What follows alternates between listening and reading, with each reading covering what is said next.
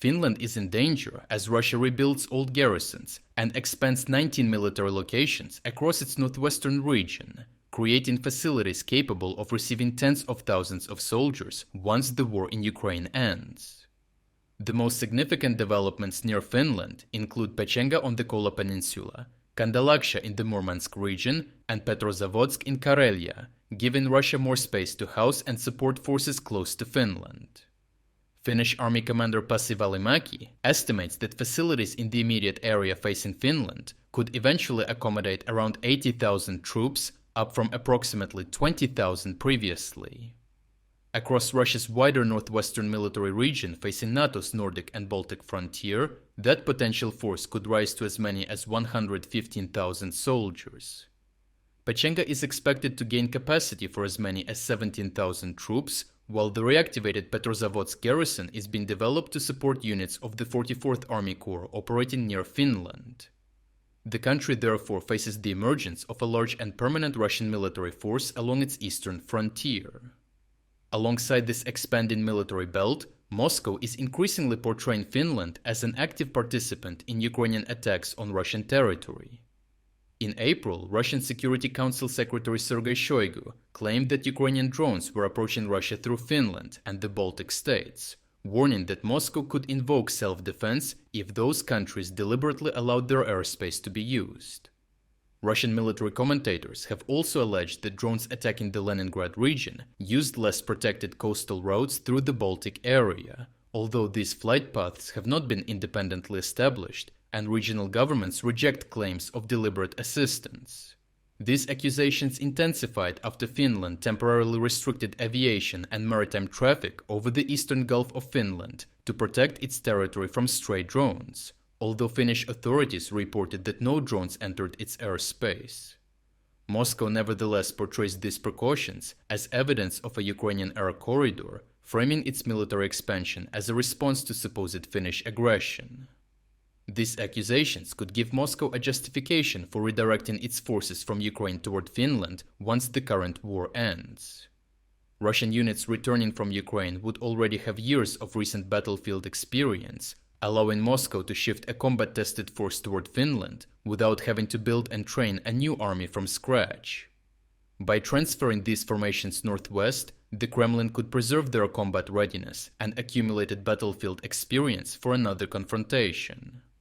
The danger grows if Moscow believes this experienced force could exploit a weakness exposed during the Iran war, where sustained drone and missile attacks placed severe pressure on Western air defenses. Cheap drones force defenders to expend scarce and expensive interceptors, exposing how quickly Europe could struggle to replace its missile stocks during a prolonged conflict. A Baltic Defense Initiative assessment examines a hypothetical NATO conflict in which Russian drone saturation and long-range strikes rapidly weaken regional air defenses before larger Allied forces arrive.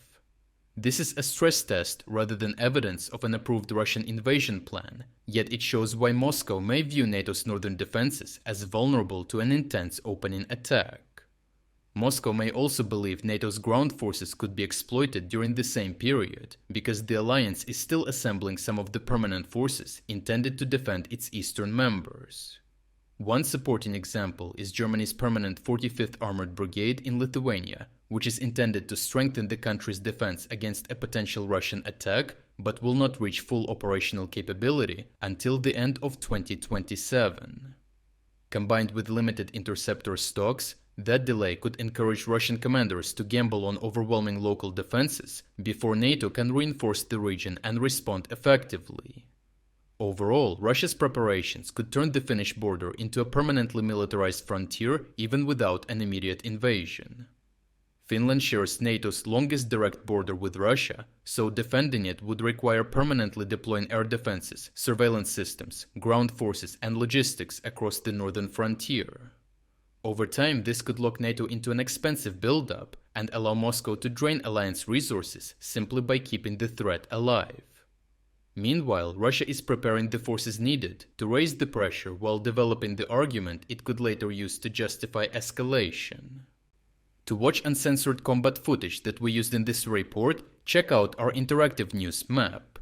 Here we are unrestricted by the YouTube policies, and can finally show you the full uncut version of what really happened. But what is even more important, this map will give you access to all our analysis of significant events that go far beyond of what we can include in our short daily videos.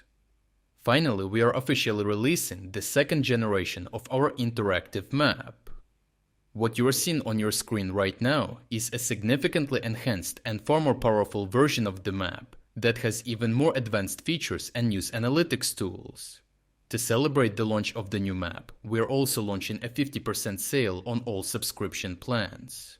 Starting from just $4.99, you will not only gain premium access to the map, but you will also unlock all our exclusive strategic updates, frontline overviews, and strategic geopolitics videos. So check out the link in the description to become an exclusive member of our community. I truly appreciate everyone who stepped up to join us. Your support means the world to us.